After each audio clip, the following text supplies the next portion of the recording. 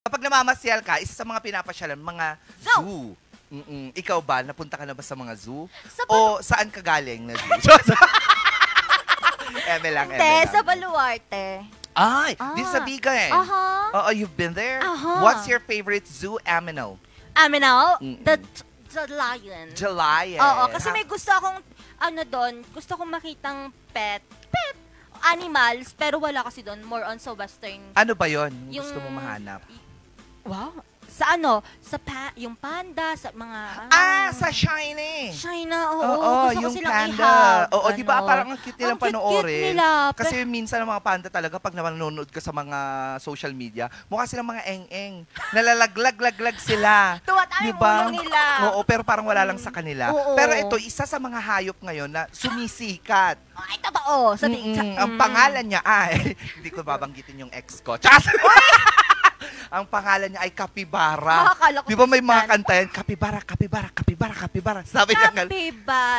Capybara. Capybara. Yun, tama. Naku, kilalanin nga natin ang Capybara dito sa Super Saya.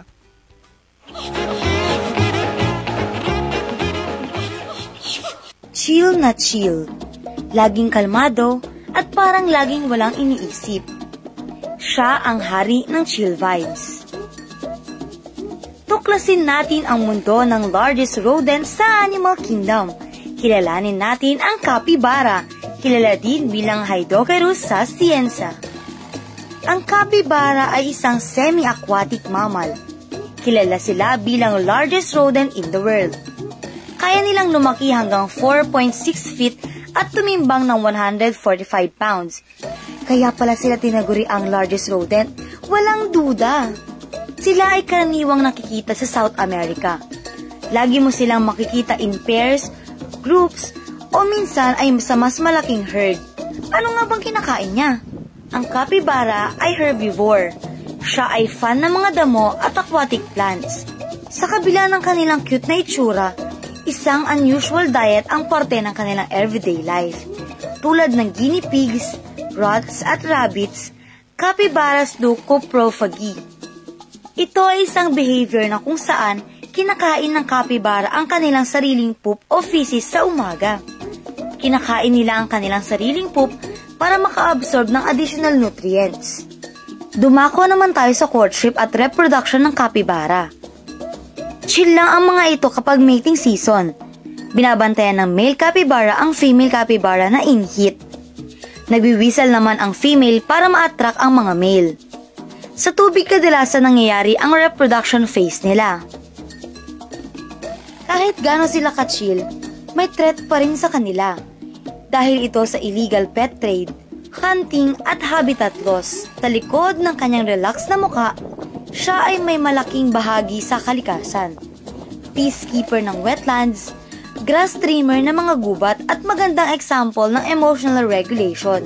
Chill na pamumuhay ng capybara, ito tayong pahalagahan ang kalikasan dahil bawat kwento at tawag ng kapaligiran dapat nating pakinggan. In fairness sa kanila, marami na kasing mga tao din talaga yung nag-aalaga ng mga rodents na to, mga rots. Oo. Tapos natutuwa nga ako pag nagmi-meeting sila. Kasi talagang inaalam nila kung sino magiging president ng bago nilang grupo. Oo, capybara meeting. Yan yung meeting season nila. Oo, aalamin nila sinong secretary, ganon. Sinong vice president, ganyan. Oo. Bakit? Bakit? Oo. Pero namali lang siya. Namali lang. Pero nakakatuwa, di ba? Ikaw, kapag nakikipag-meeting ka, nagkuhan ka na ba?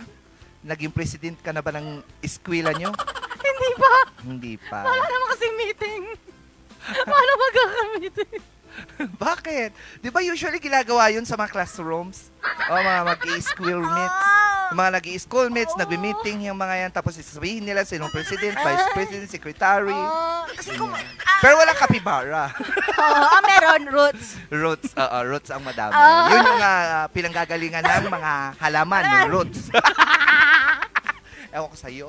Niloloko mo na naman ako. Hindi, pero cute yan. Lagi ko pinapanood yan sa isang social media platforms. Tapos, yan po, ang isa sa pinaka-favorite na animal ng isang sikat na member ng Blackpink, si Jennie. Ay, may alaga siyang ganyan? Aha. Oh, really?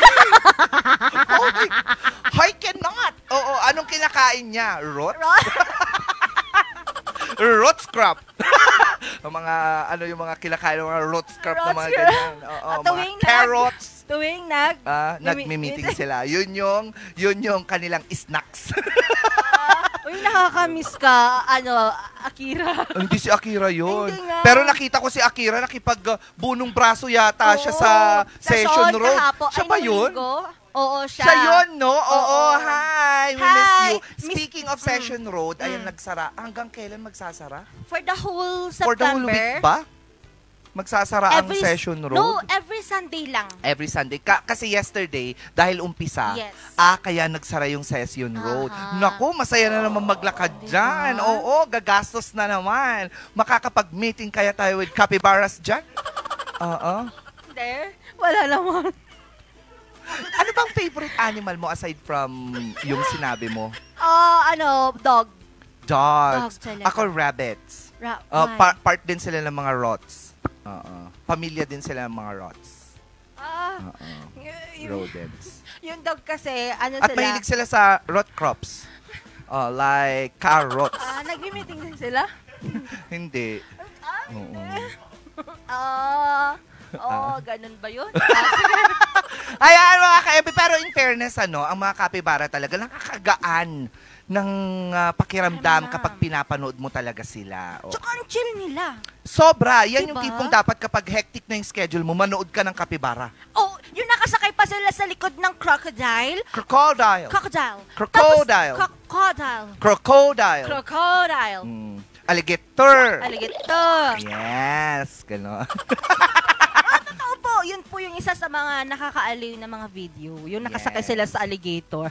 Yung iba naman yung alligator nakasakay sa giraffe. Akala. Nakakita ka na ba ng ganon? Yung alligator Na nakasakay sa giraffe? Wala. Ayan. May sasabihin sana ako pero wag na. Sige, Kasi, sige, sabihin mo. hindi Dali pwede. na, dali Hindi na. na.